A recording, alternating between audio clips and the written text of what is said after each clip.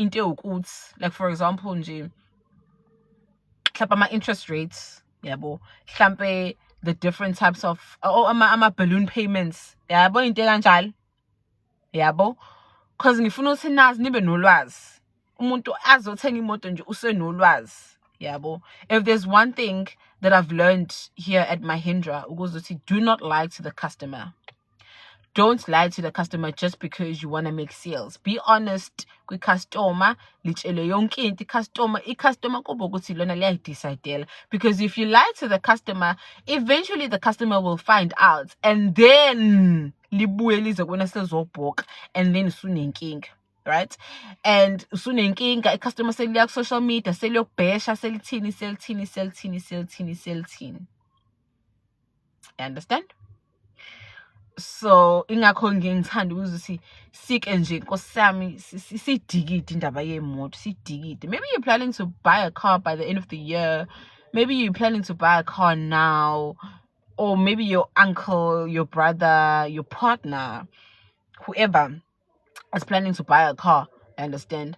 So kunezinto thizeni ezingashiwo kwamanye ama dealership, yabo, embozwayo ukuze bezokwazi ukuthi benza ama sales, but uthenga imoto ihlukane kanjani. You understand? There's a lot of things, like there's just a lot of things, guys, that you need to consider and look at when buying a car. Kubalekile futhi nokufunda i-contract, nokufundisa, nokubuza mungazi. Mawukuthi because awazi ukuthi uchaza ukuthini, and ukhona lapho ku-contract, and manje lokhu kuhlupha lenkuthi khona leli gama leli because angwazi because uchaza ukuthi buza.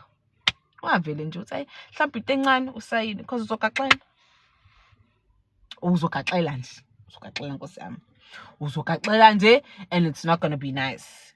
Uzothi usuya complain kuthiwa it's in the contract. Usuyakhumbuza iloya because loyana engangawazi, yabo. And ayabophana ama-customer, ayabophana ngempela. Ngiyabonga manje mane, ngiyabonga. Uyaluma lento. Wema yofanini. Yabo. So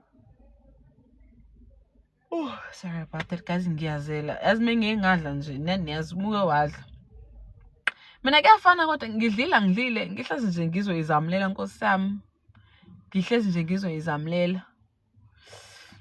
Okay, guys, I have to love and leave y'all. My battery is low. I need to charge. Ngifuna ukwenza nama-phone calls nyana. Iyobona nakusasa ke nganza kwethu. Nakusasa njalo ahlebi. Asikhulumi ngamuntu, asiphuthi igama lomuntu, sikhuluma nje ngeyimoto. Kusasa. Yiso lesi sanamhlanje.